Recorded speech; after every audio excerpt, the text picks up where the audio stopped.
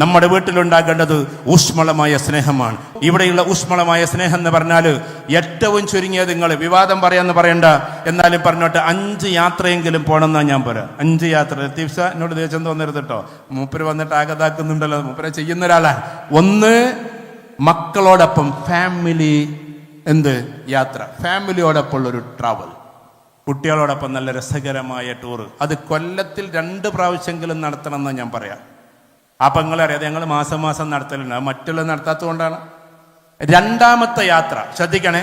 2ാമത്തെ യാത്ര എൻ്റെ പ്രവാസികളോട് പറയാണ്, കപ്പിൾസ് ജേണി. മക്കളെ വീട്ടിലാക്കിയിട്ടോ അല്ലെങ്കിൽ അനിയത്തിയുടെ വീട്ടിലാക്കിയിട്ടോ ഭാര്യനായിട്ട് മാത്രം ഒരു യാത്ര. പെണ്ണുങ്ങളൊക്കെ ഇരുന്ന് ചിരിക്കുകയാണ്, അതൊന്നും ഇവിടെ നടക്കൂല സാറേ എന്നുള്ളതാണ്.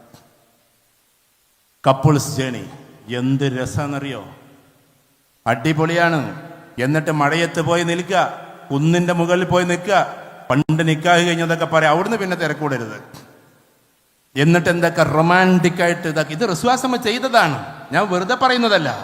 റസൂലുള്ളാഹി സ്വല്ലല്ലാഹു ആയിഷ ബീവിയെയും കൊണ്ടുപോയി. അപ്പോൾ ഉണ്ടല്ലോ ഹസൻ ഹുസൈൻ റളിയല്ലാഹു തആല ഒക്കെ വീട്ടില്. എന്നിട്ട് ആരെയും കൂട്ടാതെ പോയി ഓട്ട മത്സരം നടത്തി. ഭാര്യമാരോടൊപ്പം നമ്മൾ മാത്രം യാത്ര ചെയ്യണം, ഇത് റസൂലുള്ളാഹിയുടെ സുന്നത്താണ്. പക്ഷെ കപ്പിൾസ് ജേണി നമ്മൾ നടത്താറില്ല. മക്കളെയും കൊണ്ട് പോകുമ്പോൾ ഇവിടെ എല്ലാവരും കൂടി ഇരിക്കുന്നതുകൊണ്ട് അധികം പറയും, നമുക്ക് റൊമാൻസ് വരില്ല. കാരണം താറാവ് കുട്ടികളെ കൊണ്ട് നടക്കണ മാതിരി ഇവരെവിടെയെങ്കിലും പോവില്ല എന്നുള്ള കുട്ടികളെ മാത്രം നോക്കിയിട്ടാണ് നമ്മൾ നടത്തുക. ആ നടത്തല്ല നല്ലത്. അതുകൊണ്ട് കുട്ടികളെ വീട്ടിലാക്കിയിട്ട് നമ്മൾ ഒറ്റയ്ക്കുള്ള യാത്രയുണ്ട്. ആ യാത്രയ്ക്ക് പേര് കൊടുക്കുന്നു കപ്പിൾസ് ജേണി എന്ന്. അത് നമ്മൾ നടത്തേണ്ടതെന്നാണ്.